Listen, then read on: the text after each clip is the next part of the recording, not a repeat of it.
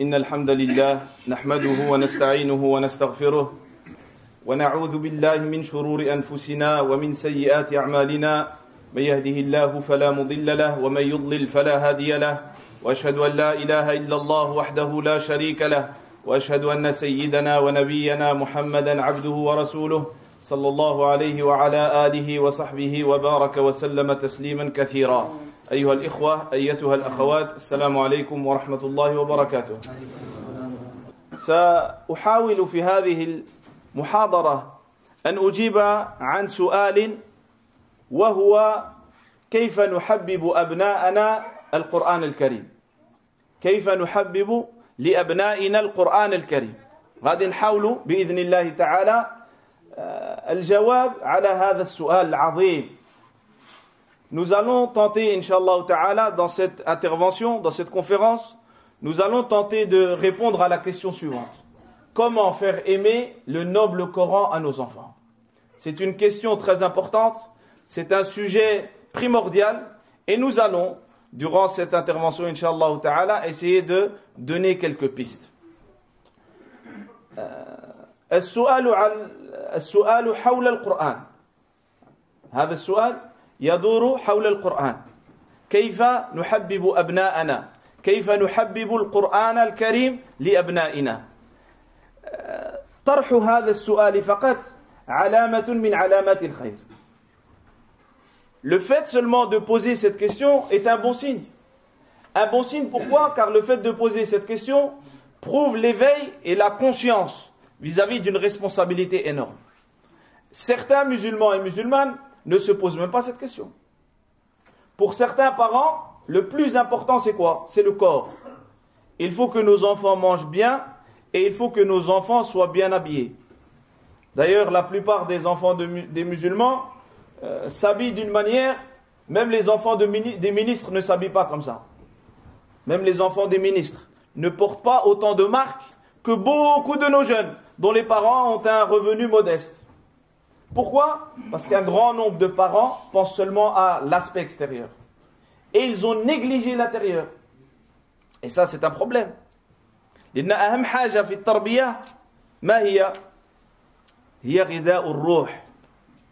هي العلم، هي الأخلاق. ورحم الله الإلبيري أبو إسحاق الإلبيري، هذا كان من فقهاء الأندلس. في تائيته المشهورة واحد المنظومة يوصي فيها تلميذه أبا بكر ومطلعها تفت فؤادك الأيام فتى وتنحت جسمك الساعات نحتا وتدعوك المنون دعاء صدق ألا يا صاحي أنت أريد أنت. وغادي يوصيه وغادي يقول له بزاف الحوايج إلى أن يصل إلى قوله رحمه الله تعالى وما يغنيك تشييد المباني إذا بالجهل نفسك قد هدمت. Abu Ishaq al-Ilbiri, rahimahullah, un grand savant andalou, lorsqu'il conseillait l'un de ses élèves, Abu Bakr, dans une poésie d'une centaine de vers, très connue, dans cette poésie, il va donner beaucoup de conseils à son élève. Et à un moment, il va lui parler de l'importance de la science. Et c'est, à mes yeux, ce qui est le plus beau dans cette poésie. Donc il va lui faire l'éloge de la science, lui parler de la place du savoir en islam, etc. Et à un moment, il va lui dire وَمَا يُغْنِيكَ تَشْيِيدُ الْمَبَانِي. Et à quoi va te servir de construire de grandes demeures? إِذَا بِالْجَهْلِ نَفْسَكَ قَدْ هَدَمْتَ. Toi, tu as construit une grande maison, tu as construit un palais, tu es content. Mais cela ne te sert à rien si tu as construit du matériel, mais ta propre personne, tu l'as anéanti. De quel anéantissement parle-t-il? De l'anéantissement du savoir. Tu as beaucoup de choses, mais tu n'as pas de savoir. Quelle est ta valeur auprès d'Allah? Pas grand-chose. Ta valeur auprès d'Allah Azza wa Jal est liée à ta foi, à la pratique des bonnes actions. Et cela, cette foi ne peut être correcte, et les bonnes actions ne peuvent être valides qu'à travers le savoir. Sinon, si tu n'apprends pas, peut-être que tu œuvres, mais ces œuvres ne sont pas en conformité avec la sunna du prophète sallallahu alayhi wa sallam, donc tu es en train de te fatiguer. Donc le plus important dans l'éducation de nos enfants, il y a deux choses. Il y a deux choses. il y a le savoir et il y a l'adab, l'éthique.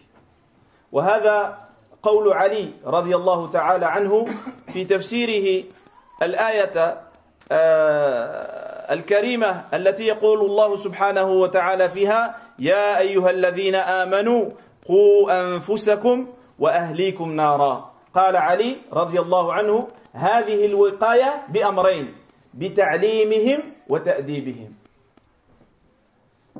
Ali radiallahu anhu disait que dans l'exégèse du verset où Allah Azza wa Jalla dit en français ô vous qui avez cru, préservez votre personne et votre famille du feu de l'enfer, d'un feu ardent. Ali radiallahu ta'ala anhu disait cette préservation se fait par deux choses, par l'enseignement de l'islam et par la transmission des valeurs, la transmission d'une éthique musulmane. D'apprendre à nos enfants que le jeune respecte la personne âgée, que le jeune respecte ses voisins, que l'élève respecte son professeur, que le professeur soit musulman ou non. Toutes ces valeurs-là doivent être des priorités dans notre éducation vis-à-vis de nos enfants.